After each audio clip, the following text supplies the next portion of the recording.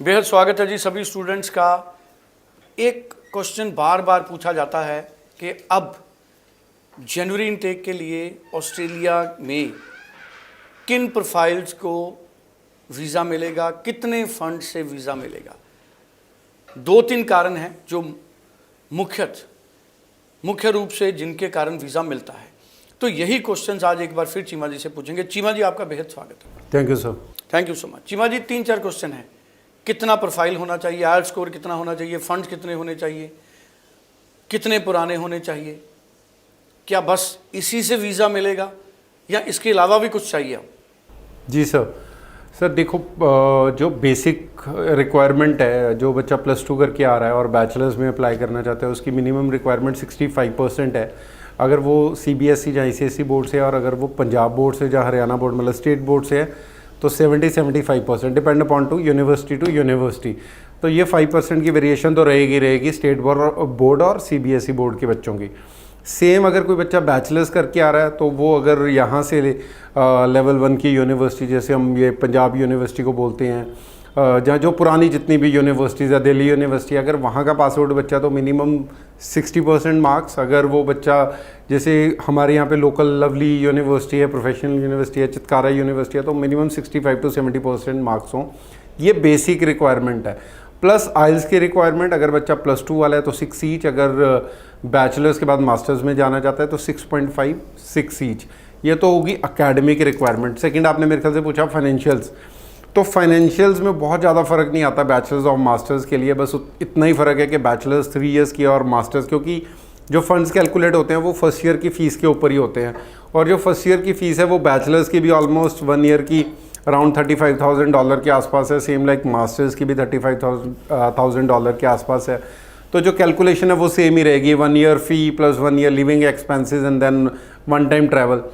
तो सिर्फ इन तीनों को ही हम कैलकुलेट करके फाइनेंशियल्स को कैलकुलेट करते हैं। तो जो मिनिमम रिक्वायरमेंट आज की डेट में बनती है अराउंड 35 लाख के आसपास।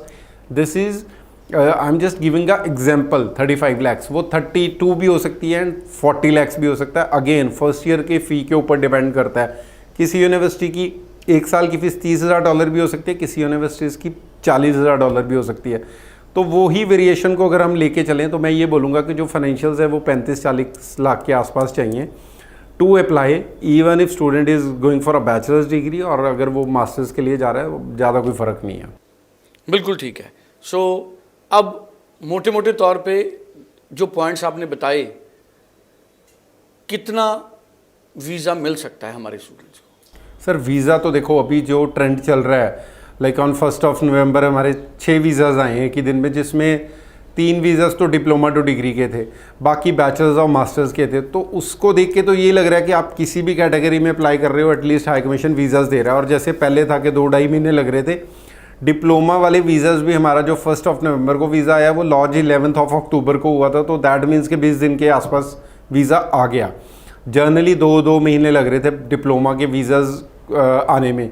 और जितना भी हम ट्रेंड देख रहे हैं, मुझे लग रहा है डिप्लोमास के वीज़ाज़ अगर आने स्टार्ट हो गए तो बैचलर्स और मास्टर्स को तो मिलेंगे ही मिलेंगे वीज़ाज़।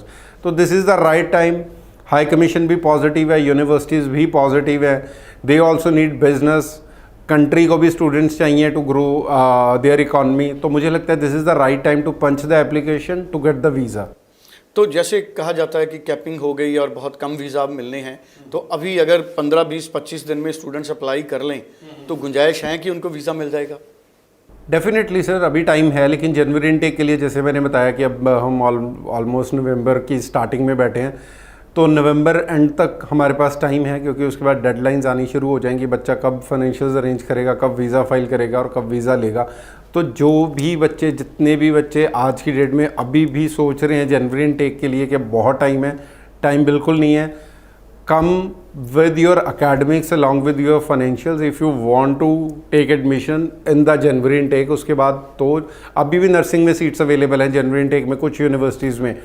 तो उसके बाद आपको पता है कि कोई इनटेक नहीं है नर्सिंग का, एक आधी यूनिवर्सिटी है जिसमें नर्सिंग की सीट्स हैं। तो अगर कोई भी बच्चा अप्लाई करना चाहता है, सोचने का टाइम निकल गया, अब अप्लाई करने का टाइम है। जी चलिए, थैंक यू सो मच। सो मनप्रीत चीमा जी हमारे साथ थे, बेहद अच्छी इन्फॉर्मेशन हमारे साथ शेयर किया। स्क्रीन पे नंबर है, तुरंत बात करें। Thank you so much. Thank you sir.